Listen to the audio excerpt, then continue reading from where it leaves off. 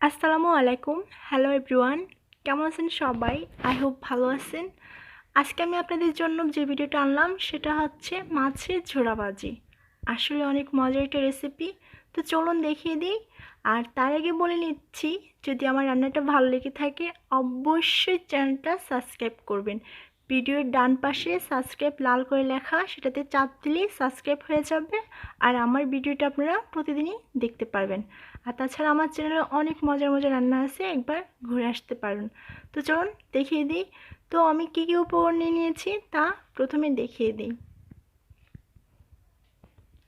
আমি মাছগুলোকে ছোটো ছোটো টুকরো করে কেটে নিয়েছি, যে কোনো মাছ হতে পারে। তারপর একটা আস্ত টমেটো কেটে নিয়েছি কিউব আকারে, পেঁয়াজ কুচি, মরিচ কুচি, আর ধনেপাতা আর আদা রসুনের পেস্ট নিয়েছি 1 চা চামচ।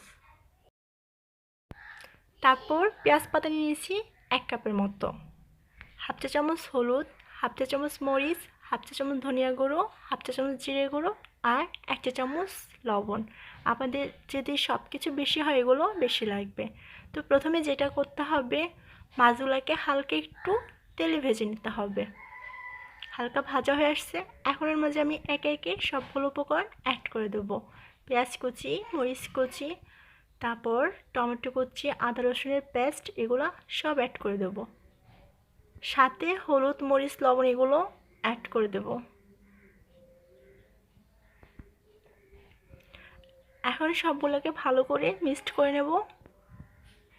আমি কিন্তু কোনো পানি অ্যাড করব না, আর এটা মিডিয়াম আঁচে রান্না করতে হবে। এখন মাছগুলোকে এভাবে ভেঙে দিতে হবে। এভাবে আমি 2-3 মিনিট ভেজে নিয়েছি। এখন এর মাঝে আমি পেঁয়াজের পাতাগুলো অ্যাড করে দিব। যেহেতু এগুলা সেদ্ধ হতে বেশি একটা সময় নেয় না, সে কারণে এগুলা মধ্যম পর্যায়ে দিয়ে দিলাম।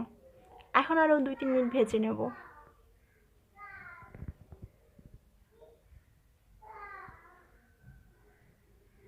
ভাজা হয়ে আসছে, এখন আমি ধনেপাতা কুচি অ্যাড করে দিলাম।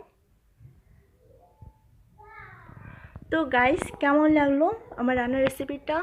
এগুলো কিন্তু বাচ্চারা খেতে পারবে না, যেহেতু এতে ছোটো ছোটো কাটা থাকবে, বেশি খেতে পারবে না, বড়ই খেতে পারবে। যদি ভালো লেগে থাকে অবশ্যই আমার চ্যানেলটা সাবস্ক্রাইব করবেন। ভালো